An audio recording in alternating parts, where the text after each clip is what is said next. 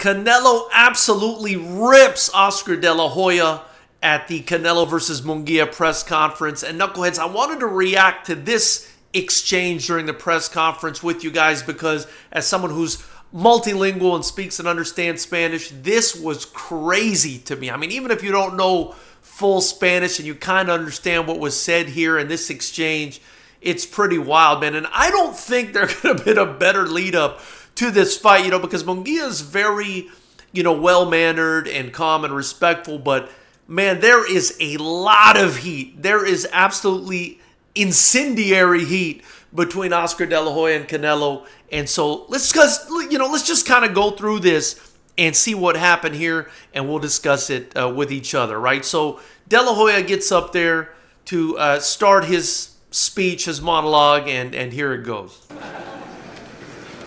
Thank you very much for being here for what I truly believe will be the changing of the guard of Mexican boxing from Canelo Alvarez to Jaime Munguia. So right there off the bat, right, he's saying this thing is going to switch hands. Munguia is going to be that next guy, right? And of course, this is promoter talk. I don't think many people believe this. Does Munguia have a chance? Absolutely. But, this is Oscar being a good promoter to his guy. My sole purpose in this promotion is to support Jaime, an undefeated, incredible talent who deserves the stage and spotlight at this point of his career.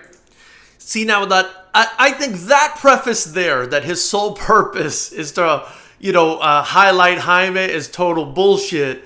Because watch what he segues into now, right? It becomes all about Oscar at this point, right? All about Oscar, which I'm not a fan of, but it is entertaining. However, I would be remiss if I didn't respond to the man I used to promote. Why would you be remiss there? I don't know. I mean, you can't just make it about Munguia versus Canelo.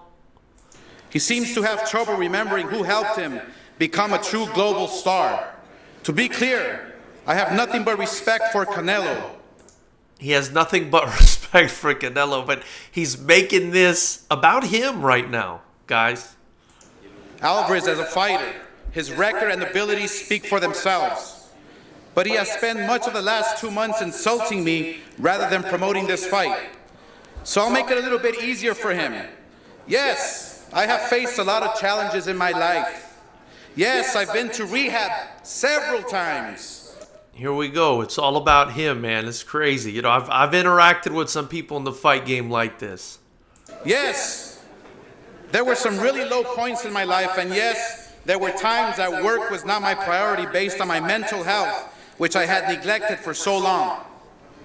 But that doesn't change the fact that Golden Boy built Canelo Alvarez, period. The company you fought under for decades has always had one name, and it's mine. So put some fucking respect on it. So it's all about you guys, but I'm the one who built you. I'm the one who made you. Put some fucking respect on my name, right? Let's see how Canelo begins to react, because he does. All the audience going crazy. As for Jaime, he has always dared to be great. Just as he's this Saturday. So Canelo turns his head. De La Hoya starts saying, don't fucking talk to me like that. Don't fucking talk to me like that, right? This is Canelo putting up a solid border here, saying, hey, you better watch out. Night. And this serves as a bit of a full circle for him. Remember when Jaime was 21 years old? So now this is what I want to go over with you guys, right? In case you don't understand Spanish. Canelo's basically saying, no sientes lo que estás diciendo. No sientes lo que estás diciendo. He's saying, you don't even feel what you're saying, right? You don't even feel what you're saying. And let him expand on it here. Volunteered to step in against Triple G, and Canelo failed 2 drug tests. Though Jaime wasn't allowed to fulfill his dream, 2018, on Saturday night, he will do. So he starts saying, you need to read it. You don't feel what you're seeing. You don't feel what you're saying. You need to read it. They need to write it for you, right? Just that. Fulfill his dream and be world champion. So he says they need to write for him what he's saying, and then he starts calling him a bastard and, a derogatory term for a homosexual in Spanish. And what basically Canelo's communicating here is De La Hoya is completely useless. It's the people on his team that are writing this for him, because he's basically saying, all right, he's insinuating that De La Hoya is so incompetent that he cannot even come up with this stuff on his own, that he can't even say it spontaneously off the top of his head. He literally has to have somebody write it for him. He's that dysfunctional. I mean, that's what Canelo is saying here, right? In not so many words. And then he's insulting him with these derogatory terms and name calling. Tú lo escribes, ¿qué lo escribes, pendejo? Tú no escribes nada, cabrón. He says, what do you write? Because Oscar's saying I wrote it. He says, and Canelo says, you didn't write anything. You didn't write anything. You don't do anything. Eres un pendejo, eso es lo que eres.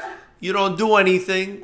You're a pendejo. You didn't write anything, you know. Eres un pendejo, cabrón, porque estás nomás ahí. Los que hacen todos son los que están detrás de ti. Tú eres un pendejo, nomás con la imagen, idiota. Sí. And then he confirms what he's insinuating right there, right? He says, you don't do anything. It's all the people behind you, your team, basically, that are doing everything. You're just an image, you idiot. Basically saying you're just a facade. You're just the face of this company, but you don't actually do anything. You know, this is him really, I mean, holy shit. This is Canelo kind of going scorched earth on De La Hoya here.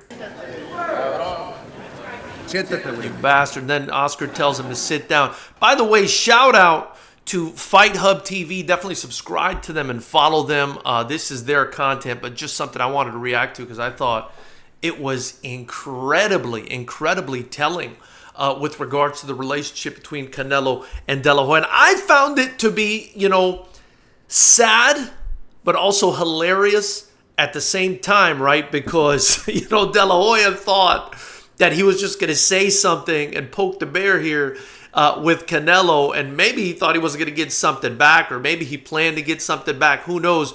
But, man, he really got eviscerated here, in my opinion, right?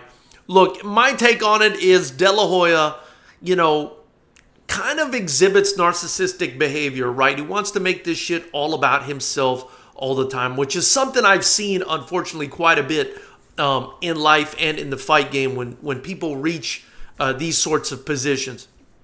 And it looks like he's really trying to make it about, you know, his feud with Canelo, maybe to get more sales, but I would say also for his own ego, right? His own ego is hurt with what happened between him and Canelo. He's trying to get him back for it. And Canelo is not going to sit there and let you do that. Canelo starts to air him out, which I think he did in pretty vicious fashion here.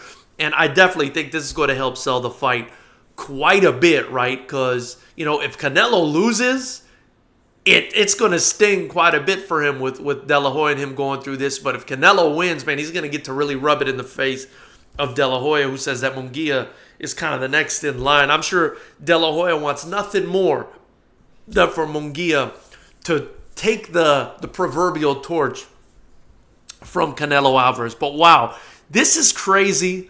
You know, I don't condone the use of derogatory terms, but my goodness, Canelo was really saying what he felt here. And then there was another interaction a bit later on. We won't go over that. You guys could check it for yourselves. Subscribe to Fight Hub to check out their content, which is fantastic.